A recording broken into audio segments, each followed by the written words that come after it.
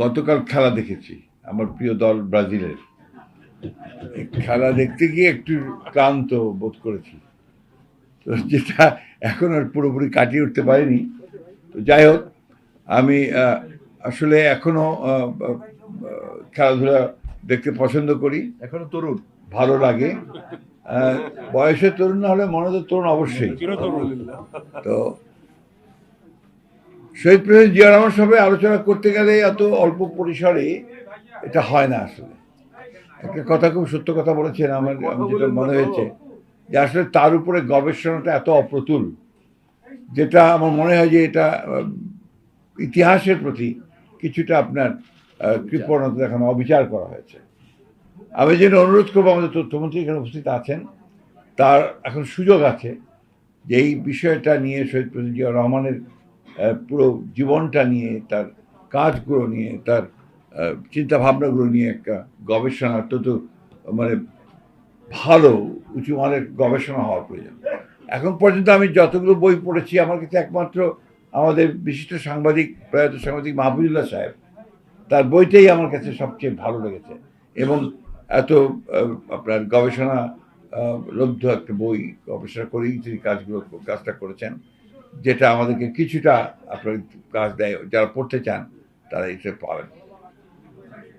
শহীদ president Zia Rahman আমাদের কাছে, আমার কাছে বিশেষ করে মনে হয়, আমি তার সবচেয়ে বড় জিনিসটা কোনটা দেখি, অনেক কাজ করেছেন এই 3.5-4 বছরের মধ্যে। তিনি প্রায় প্রতিটি ক্ষেত্রেই, একটা রাষ্ট্রের প্রত্যেকটি ক্ষেত্রে তিনি হাত দিয়েছেন, চেষ্টা করেছেন শুরু করার। কিন্তু কোন বিষয়গুলো সবচাইতে আমার কাছে মনে হয় যে এগুলো মৌলিক কাজ করেছেন, প্রথমটি আমার কাছে যেটা মনে হয় সেটা হচ্ছে যে আমি যে একজন বাংলাদেশি, আমি যে সেপারেট, আমার যে আলাদা আইডেন্টিটি আছে, আমি যে পশ্চিম বাংলার বাঙালি নই, আমি এই ভূখণ্ডের একজন নাগরিক, এবং আমার যে আলাদা একটা সত্তা আছে, এটা তিনি এস্টাবলিশ করেছেন তার বাংলাদেশি জাতীয়তাবাদের যে তথ্য, সেই তথ্য দিয়ে। আমার কাছে এই কথা সবচেয়ে বড় কাজ মনে হয় তার। দ্বিতীয় কাজটি হচ্ছে যে তিনি যে কথাটা আমাদের তথ্যমন্ত্রীও বলেছেন, আমাদের হাই সিকদার সাহেব বলেছেন, যে শুধু সেটাই করেনি, যে বিশ্বাসটা তার ছিল যে গণতন্ত্র হচ্ছে সবচেয়ে উত্তম, যদিও সেটা একেবারে সবই একমাত্র নয়, কিন্তু এটা একটা নির্ভেজাল নয়, কিন্তু এটা একটা উত্তম শাসন ব্যবস্থা, যেটাকে একজন সৈনিক হয়ে তিনি কিন্তু নিয়ে নিয়েছিলেন, এবং ওটাকে প্রাতিষ্ঠানিক রূপ দেওয়ার জন্য তিনি কাজ শুরু করেছিলেন। তিনি, আপনি দেখেন, যখন 75 সালের পরে, আপনার সেই ঘটনার পরে সমস্ত রাজনৈতিক দলগুলো কিন্তু তখন তো বলতে, সমস্ত রাজনৈতিক দল বলতে আওয়ামী লীগ, আপনার মুসলিম লীগ, এবং আরো অনেকগুলো দল ছিল, সমস্ত আপনার ছত্র খান, কে কোথায় আছে নাই, কিন্তু যারা শুরু করলেন যে গণতন্ত্রে বিশ্বাস করে এই ধরনের দলগুলোকে, এই ধরনের মানুষগুলো তিনি এক জায়গায় আনার চেষ্টা করলেন। এবং এটা চেষ্টা করতে কিন্তু আওয়ামী লীগের কাছেও তিনি গেছেন, আওয়ামী লীগকেও ডেকেছেন, বলেছেন যে আসুন আমরা একসাথে কাজ করি। আওয়ামী লীগ আসেনি, যারা এসছেন, অর্থাৎ তখন বাংলাদেশ দল, মুশিউর রহমানের ন্যাপ, আমাদের মুসলিম লীগ শাহজির রহমান সাহেবের, United people's party Kazi Zafar সাহেবের, এদেরকে তিনি একখানে করেছেন। একখানে করে প্রথমে ফ্রন্ট তৈরি করেছেন, তারপরে তিনি ওর মধ্যে থেকে তিনি দল তৈরি করেছেন। প্রথমে জাগো দল, তারপরে তিনি বাংলাদেশ জাতীয়তাবাদী দল তৈরি করেছেন। উদ্দেশ্যটা ছিল একটাই, যে গণতন্ত্রকে তার নিজস্ব পথে চলতে দেওয়া। রাজনৈতিক দল ছাড়া, একটা গণতান্ত্রিক রাজনৈতিক দল ছাড়া গণতন্ত্রকে প্রাতিষ্ঠানিক রূপ দেওয়া খুব কঠিন। সেই কারণে তিনি বিএনপিকে তৈরি করতে চেয়েছিলেন একটা সত্যিকার অর্থেই একটা গণতান্ত্রিক রাজনৈতিক দল, যে কথাটা আমি সবসময় বলি। তার ক্যারেক্টারটা কি? লিবারেল ডেমোক্রেসি, উদারপন্থী রাজনৈতিক দল। এটা কোনো রেজিমেন্টের রাজনৈতিক দল নয়, বা কোনো গোষ্ঠীভিত্তিক রাজনৈতিক দল নয় এটা। তৃতীয়ত, তিনি বাংলাদেশের অর্থনীতিকে টেনে উপরে তুলতে চেয়েছিলেন। আপনারা মনে করেন যে 74 সালে একটি দুর্ভিক্ষ হয়ে গেল, ভয়াবহ দুর্ভিক্ষ, এবং অমর্ত্য সেন বললেন যে এটা মানুষ সৃষ্টি একটা দুর্ভিক্ষ, অর্থাৎ আওয়ামী লীগের ব্যর্থতার কারণে এই দুর্ভিক্ষ হয়েছে, লক্ষ লক্ষ মানুষ মারা গেছে, আনবিলিভেবল।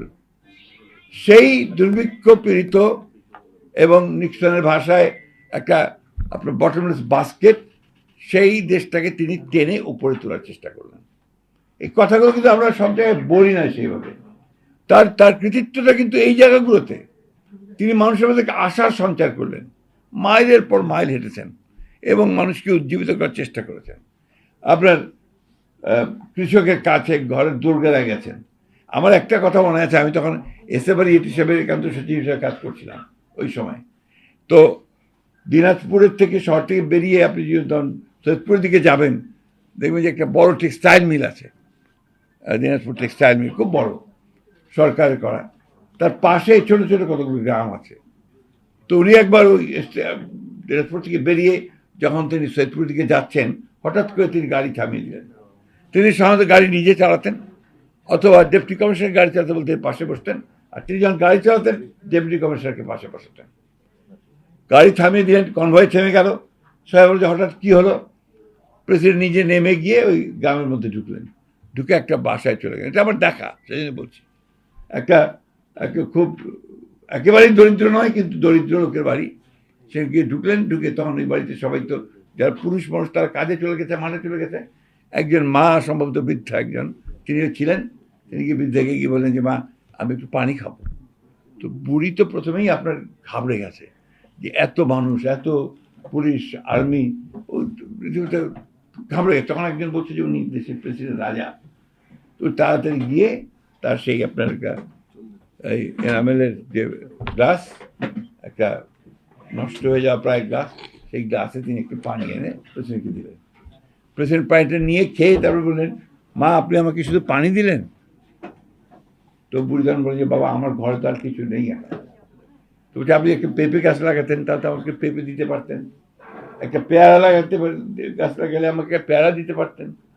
এটা মা এর পর থেকে আপনি করবেন। এই যে একটা ঘটনা, এটা এক বিচ্ছিন্ন ঘটনা হলেও এটাই প্রমাণ করে যে মানুষকে তিনি কিভাবে জাগিয়ে তোলার চেষ্টা করেছেন।